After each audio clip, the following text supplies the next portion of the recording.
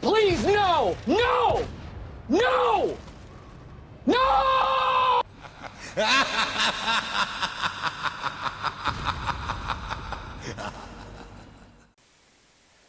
Hi guys and welcome back to the channel.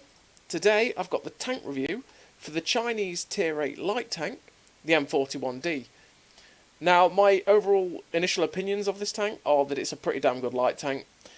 It's got a very good rate of fire on this gun, it's very accurate, which is great, and the penetration is also fantastic. That's what makes this tank such a good run and gun light tank. In terms of its camo, yeah, it's a typical Bulldog. So it's not going to be playing all that passive, it's going to be playing quite active. And yeah, generally it's a very good tank. I think it's probably on a par, if not a little bit better than the standard Bulldog. But I'm not sure yet. It'd take more playing to define whether it is the best Bulldog. We'll see. We'll see as time goes on. So let's get into the stats. Now obviously it's not on the Tankopedia yet. I'm making this video as quick as possible so you guys get to see what the tank is like in action. You can make your minds up on it, you can see the stats. So currently it's not on the Tankopedia yet, so we are using the tank's stat page. But you will get to see what the tank gets up to in Garage for its effective values. So let's go down to the stats. So it's got 50% silver bonus, which is about right for a Tier 8 light tank, no, Tier 8 light tank, a Tier 8 premium tank. It's pretty much the standard bonus that any tank tends to get. Once you're getting above that, you're getting like some serious earning potential, like 60%, and you get into like Ragnarok 75%. Yeah, that's just crazy. So the hit points at 1100 are okay for a Tier 8 light tank. It's not the best, but not the worst, so that's fine. 780 horsepower with the 65 kilometers an hour at top speed. Now, this top speed is 3 kilometers an hour slower than the standard Tech Tree Bulldog, but you don't really notice a drop in performance because the 780 horsepower, obviously I can't see the horsepower per ton at the minute on here, but it's very good because it does get up to that top speed very quickly. It's not sluggish like the Hurl & Hunt or the M41D, which are definitely very slow to get up to that top speed for a light tank. But it's not, it's, you know, it doesn't hold it back, this 65 kilometers an hour. It's not like a T92 LT, which is 68 kilometers an hour, which is slow for a light tank. But then that tank has incredible camo, whereas this obviously is fatter, bigger, and definitely has not that great camo, which is why it definitely plays more active. The hull traverse at 54 degrees a second is nice. It means you do traverse about quite quickly. Hull armor, well, it's a light tank, so you shouldn't care about a light tank, let's be honest. The turret traverse at 50 degrees a second, it does keep up, well, it doesn't keep up with the hull, I should say, but it's not bad. So it's not like you're turning the hull and then the turret just goes, whee, can't keep up with it, doesn't stay on target. It is nice. It does mean you can circle people really easily, and that's pretty good. 9 degrees of gun depression is good. That's absolutely solid. Once you get above 8 degrees, you get 9, 10, 11, 12. That's absolutely fantastic. Gun depression means you can use and abuse lots of ridge lines. It's fantastic. Elevation, that is great. That means you're not really going to struggle all that often to lose the gun elevation. Now, here's the strength of the tank. 192 penetration and 227 premium pen. That is fantastic for a Tier 8 light tank. Most Tier 8 light tanks have about 170, 180, and most of them don't breach that 185 pen mark. 192 on standard APCR is fantastic. And then you've got premium APCR, which is even better because it's 227 APCR pen. And that is better than on the standard Bulldog because you only get 210 heat pen, which means you struggle with a lot of Tier 10s where you can't really even pen them in the side of the standard, where you struggle with that, and then you need the premium rounds to even go through the side. And then you can't because it just gets absorbed by space armor. Well, that 227 is fantastic. 170 damage, which is very Bulldogish, the best way of putting it. It's not 240, but it's not certainly 135. So 170 is a good amount to have, especially with the crazy rate of fire you can get this down. You can get it down to about 3.1 seconds, which is mentally quick. 1.5 second aim time is fantastic. As soon as you stop, you've pretty much aimed in, and that is absolutely fantastic. That makes this tank great for those times where you have to come to a dead stop and you do want to aim your shot and you get it in once you get beyond someone's view range. .33 as well is also fantastically accurate. That's way better than the Bulldog, which means you can snipe weak spots like a boss quite often, and especially with new crew skills you can make this just pinpoint. 13.95 rounds a minute rate of fire, like I say, is absolutely incredible. 4.3 seconds reload time, like I say, get that down to 3.1 seconds.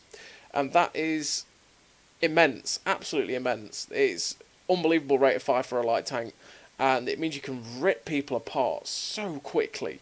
Before they blink, they've lost their health. And that is great. That is a strength of this tank. 400 meters view range, yeah, it's good. That is fantastic for a light tank. It means you can push it up to 440 with just coated optics, and then you can get your crew skills and stuff on, and you're pushing like 470, 480 view range easy. And yeah, overall, this tank is pretty damn nice. And while we're here on the news page, you may as well say, just wait to get the standard bundle, because 6.9k is pretty good for a tier 8 premium tank in general, and for a light tank, yeah, that's fantastic. 6.9k, just wait for this standard bundle. Best way to do it, cheapest way, makes you savings. Or if you want some premium time to add, go for the loader bundle, because it's only like 400 gold more, so you get 7 days of premium with it. But yeah, wait for that bundle, which will be in a couple of weeks' time. And this tank is definitely worth that. But yeah, I'm going to take you into the garage part now, so you can see what the effective values of the stats are like, and see my crew skill loadout and equipment loadout. So here we are in the garage with the M41D. Now, the one thing I did forget to mention about the ammo type, obviously with 2 rounds of APCR, is one thing that you still don't see in this garage area, which is kind of annoying, and in the module viewer, is the shell velocity. Because normally you'd be able to go there and you would see the shell velocity, but it's not something that they've added back in yet, which is kind of annoying, but that's the way the cookie crumbles. So, this standard APCR gets about 1250 meters a second shell velocity, which again, that is fantastic for APCR. At least you're not going down to the slow levels of 1000 meters a second. It means you can hit shells on the move, and not even on the move. You can hit tanks that are on the move quite easily, because you're not having to lead as much, which makes it a lot easier to hit and fire on that move.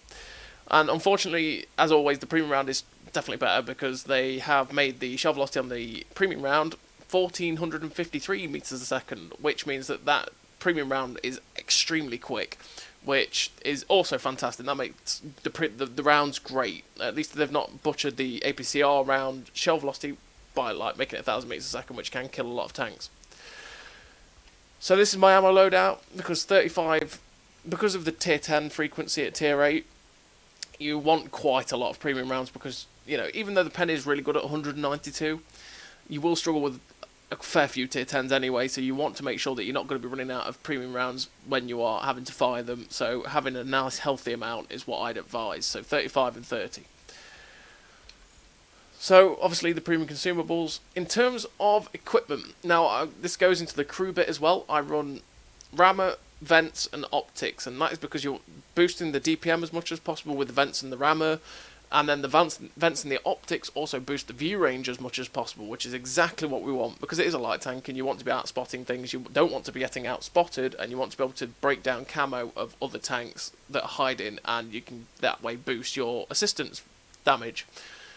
Now, because the rate of fire on this tank is so good, you could drop the rammer and quite easily boost the one thing about the tank which isn't that great. And that is put a camo net on it instead. Drop the rammer, put the concealment on it, and therefore make your camo even better. So let's see what it does to effective values. Because at the minute, yeah, see, it drops you down. You basically boost your camo so that it's an extra 40 meters down before you get detected, which I suppose is really helpful for a light tank, because that means you can play more sneaky. But at the same time, it's a very active run and gun light tank. So I definitely prefer, I've just cost myself a lot of silver, but I definitely prefer running the rammer to make it better. But that is one way you could do it. You could drop the rammer, have the rapid reload skill, and put the camo net on. Because then you're not sacrificing the ability of having a rammer to put your reload down, but you're probably at, what, 3.3, 3.4 effective reload without the rammer, or without the rapid loading skill. But yeah, you could do that, put the camo net on it. Yeah, again, like I say, boost the one thing that is bad about this tank, which is the camo, and then just make the tank a little bit more stealthy, which you can't moan at, right? That's also really good. But it's up to you on how you want to play the tank. That is down to your personal preference, and that is something I would recommend you could do. But if you're going to play more actively, the rammer helps in wrecking things with that incredible DPM. So let's... Oh, effective values. That's the other one. Let's see what you can get it down to effectively in terms of the gun performance. So with the setup I've got down to 0.27 meters on the accuracy, which is incredible. It's pixel snipes quite often. It's great. Let's have a look. Anything else on here? Just rate of fire up to 15.5 RPM without the rammer, and that is, again, like I say, absolutely incredible. So let's go to the commanders and see what we have on this. This is actually technically my normal light tank crew, and I run Born Leader, Sixth Sense, Track Mechanic, Situational Awareness, Camouflage Expertise, Muffled Shot, Steady Aim, Run and Gun, and Rapid Loading. Now this is actually my standard light tank setup. But like I say, for this light tank, if you were to cater to just this light tank, you could, like I say, drop the rapid loading and keep the rammer on, drop the rapid loading and go for green thumb instead. It's up to you. Like I say, that is definitely up to you how you want to run this tank. So, Born Leader, because making your crew 10% better is fantastic. That boosts your view range, your DPM in itself. That's what you want. Sixth Sense, because you're a light tank, you want to know when you're spotted, because if you're hiding in a bush and you do get spotted, you don't want to wait until that detected chime goes off, because by that point it's too late and they're probably shooting at you. Trap Mechanic, because, again, it's a bulldog. It's big, it's fat, it's easy to hit, which means you do get tracked quite often in it as well. So having that repair instantly back up, well, I'll say instantly, it's not instantly, but getting it back up quicker is what you want. Situational Awareness, because you are a light tank, so boosting your view range by 6% is definitely what you want to do. Camouflage Expertise, because, again, making the camo on this tank better is just what you need to do, because it's a light tank, and you don't want it to get spotted as easily. And it doesn't have very good it doesn't have very good camo for a light tank, so buffing your camo is definitely something you want to be doing. Especially with Muffled Shot. I always run Muffled Shot over Green Thumb. Now, Green Thumb improves your camo in a bush by, let's have a look what it does, by 10%, right? But if you've already got decent camo and you want to fire through a bush, then that Green Thumb then becomes ineffective, because your camo will still just drop anyway.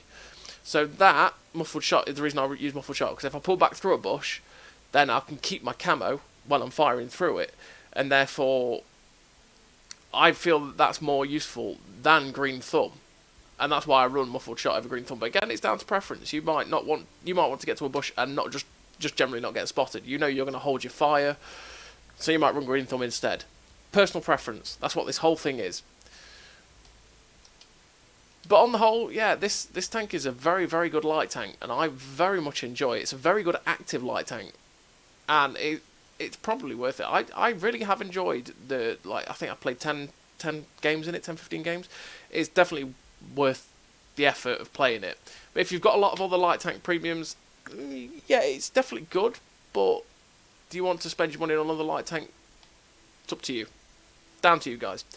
So as always, everybody, I'm going to throw you over to the gameplay where you can watch it for yourself, see what it's like, and you can make your mind up and think, well, what's this guy talking about? This tank looks shocking, or this tank looks amazing. This guy's talking a load of crap. Well, you'll go see that in the gameplay. So I'll see you there.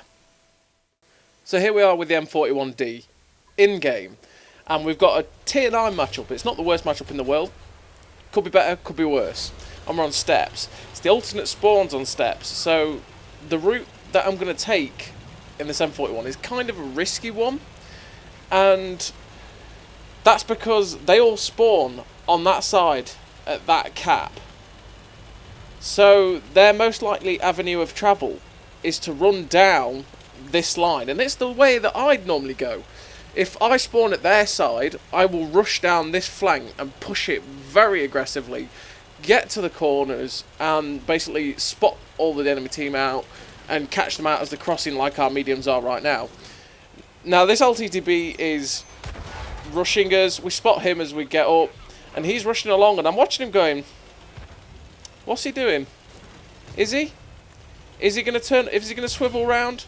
No, he's going full send. Right. Okay. Well played, LTTB. Well played. But yeah, we would push this flank, and really, from our side, from our flank, this is a risky push to play, because they all do get the cover here. They get along to these ridges really quickly, and we do as well. But the thing is, if they have people that sit further along the ridge lines at, say, C5, they can shoot us down this line with impunity, basically. We've not got much cover from that, whereas they've got all the cover. So that's why this flank can be dangerous if they do sit in position to completely counter us. Now the pen, for that shot there on that Concept 1B, the pen of this tank is definitely nice, because in a Bulldog we might have just track damaged that guy, right?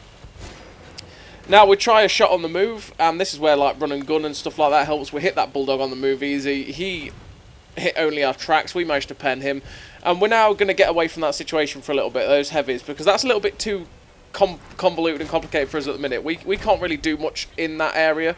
And then there's a 704 here. We can't pen that with standard rounds very reliably, so we load the premium rounds. We pop some shot. Well, we get one shot into him blind, and it's like, right, okay, he's gone now. What I'm going to do is try and get a different angle on the guys on this flank. So we get spotted by a UDES as we go over, which is really unfortunate. And that is one thing that is, you know, well, it's the same as the Bulldog, really, that is bad about the Bulldog series of tanks, and that is the fact that they are really fat. They're fat light tanks, and their camo lets them down a lot as light tanks, which is why I play it a lot more actively, which is why I set the crew up and stuff a lot more actively. Because, well, I'm not really going to sit around all that much. So we take a risk there to put a shot into that Huntsman. Fortunately enough for us, the UDES misses, and I'm looking at it going, my target. I'm going for that 704, because he's a dangerous target for my friends progressing over there, and he's a turretless TD, so we can abuse him. Now, he just fires, so I know that I can wreck him with this ridiculously good rate of fire. And we've got the food activated, and we're reloading in, like, what, 2.9 seconds? That is... It's just... The rate of fire on this tank is ridiculously good. Now, we've just wrecked that guy in a very short space of time, and he died. Well, unfortunately, we didn't get to finish him off for the kill, but our team did. Now, I'm going over here to see if we can try and spot up artillery, because, you know, you always want to get the piggy out the game. And also, I can get good shots, again, at the guys down on the other side by this position. So, we spot the artillery and another heavy tank, and they are below the ridgeline, so we're not going to get shots at them, but we do get a nice shot into the Huntsman, and now we've got a free farm on this UDES. Now, it's playing on my mind a little bit that artillery is quite possibly having the ability to poop on me here and will hurt me. I'm kind of counting on the fact that these ridge lines are awkward for artillery, because I know that they can be just for the trajectories, but I'm not going to turn down a free few shots into the UDES. I was thinking of going for the artillery here, but yeah, I'm not going to do that. What I'm going to do instead is use the ridiculous rate of fire on this tank and go in on this captured King Tiger, with my friends. And we're just going to absolutely trash this guy with our rate of fire. We pen him. Will we get to finish him off? No, because our friend finished him off. We activate the food, and we go after the Huntsman.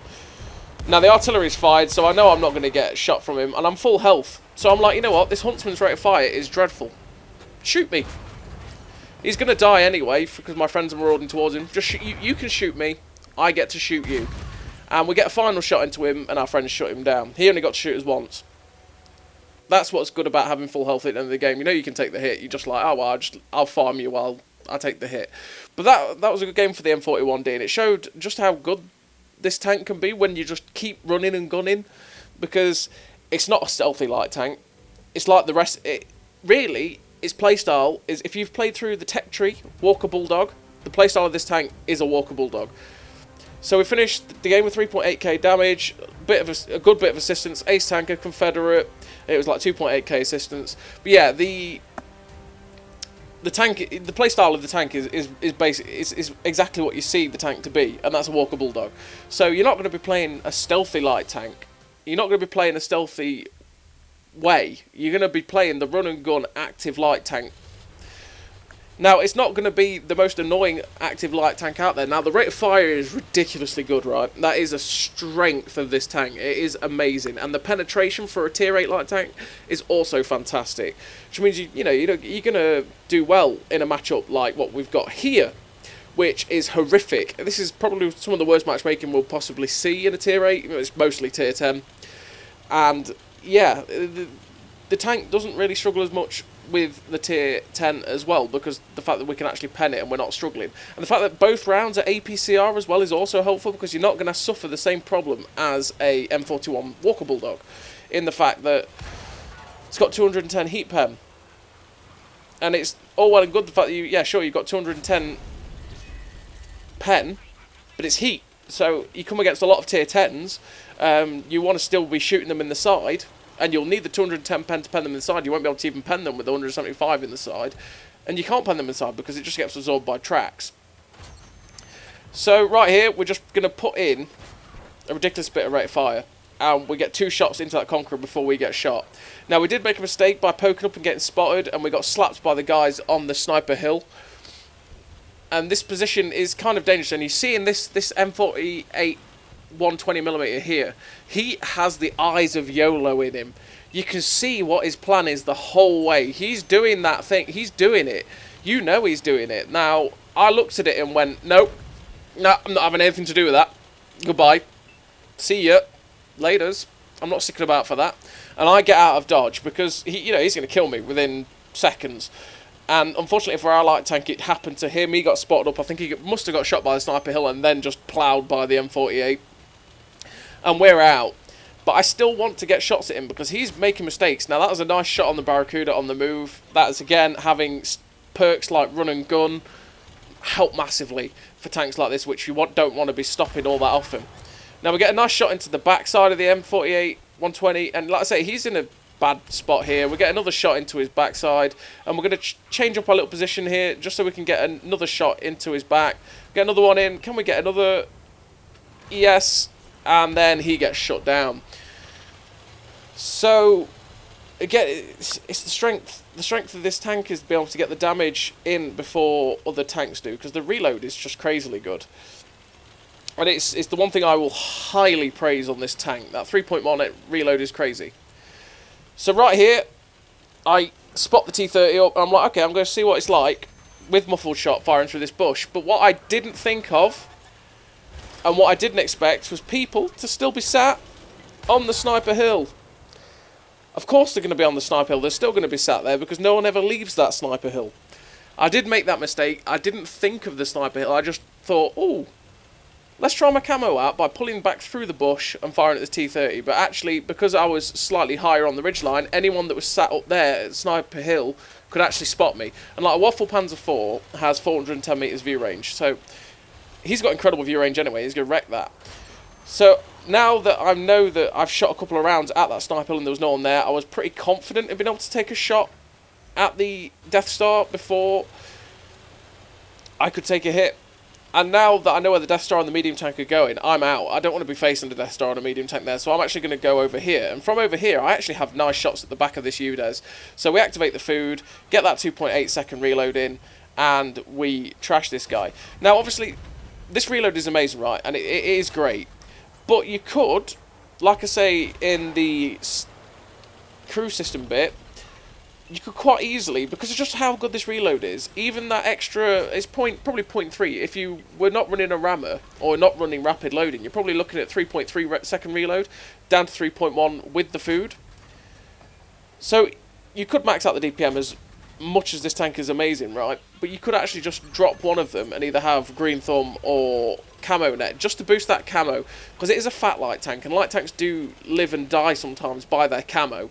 So you could min-max it, but it's how you prefer to play the tank. So obviously I set it up like I do, purely because I play it a lot more actively. I run around like a lunatic, and having the stats to help the gun and stuff like that, and having the better DPM helps me more than playing that second line. So we're going over here to go for this Dragon, and I was thinking of going straight to him, and I thought, nah, actually, that's not a good idea. So what I'm going to do is get below this ridge line and use this rock here as cover. Now, fortunately enough for me, I was spotting him, so he got blapped, and he lost his health, and we got assistance for it. Now, we know where the TD is as well, the Gorilla. We know exactly where he is. He is on that corner, and the Gorilla is what we want to see, because we can just wreck him with that rate of fire. It's tanks like that have got long reload that you just know that you can wreck, because obviously they've got no armor, I should say, and they've got a slow reload, so you can fire so many into them. Now I'm kind of praying here. I'm very aggressive in this, and I know I'll keep hitting him at this range, and I'm kind of hoping that he'll miss, and fortunately enough for me, he does, which is his death warrant, and he dies. Now we've just seen the artillery fire, so we know exactly where he is as well. Fantastic, dabby dozy. That's the end of the game, and another great game. Bottom tier for the M41D. It showed what this tank can do when it is bottom tier. And its rate of fire is ridiculously good. Add to that also the very, very, very good accuracy of the tank. It makes for a very, very nice tier 8 light tank. And it is pretty enjoyable, even for a Bulldog, and I'm not the biggest fan of Bulldogs. So, is it a tank that's worth picking up? Yeah, probably. It's a pretty damn good light tank, and if you don't have a Chinese crew training light tank, this is definitely one for you. So as always, everybody, thank you very much for watching, and I'll see you next time.